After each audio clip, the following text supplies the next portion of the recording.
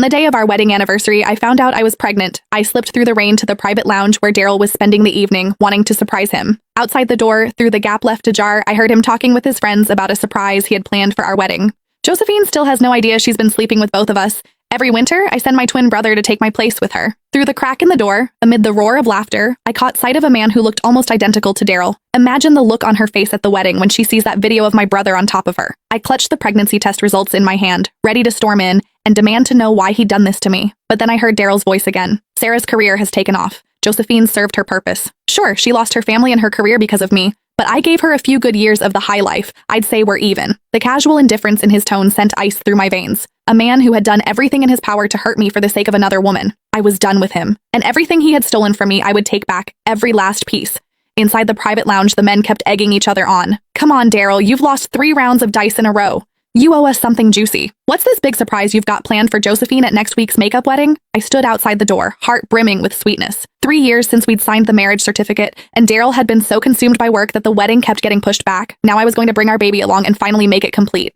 Ha! Bro, Josephine is such a fool. She has absolutely no clue you've got an identical twin brother. What do you guys think? If she finds out at the wedding that the man keeping her warm every winter was actually me, and then she sees our little bedroom video, will she lose it right there on the spot? The laughter inside swelled even louder. My legs buckled, and I nearly collapsed. I stepped forward, pressed myself against the doorframe, and peered through the gap. Beside Daryl sat a man with the exact same face. Daryl leaned back on the sofa and clapped him on the shoulder. Vincent Sanchez, I owe you for these past 2 years. Your visits made it possible for me to be with Sarah. The man exhaled a stream of smoke, the haze blurring his features.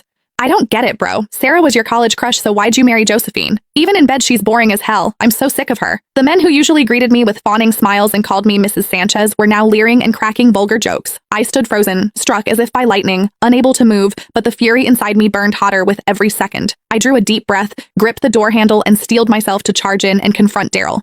Then the words from inside stopped me dead. I was only ever with her for Sarah's sake. At the sound of that name, my fingers tightened around the pregnancy report until the paper crumpled. There was a tenderness in Daryl's voice I had never once heard before. Sarah went abroad right after college to chase her dream of becoming a jewelry designer. By the time I wanted to go find her, she'd gotten married. Later, when the international jewelry design competition came around, Sarah was so anxious about Josephine entering the same contest that she couldn't sleep.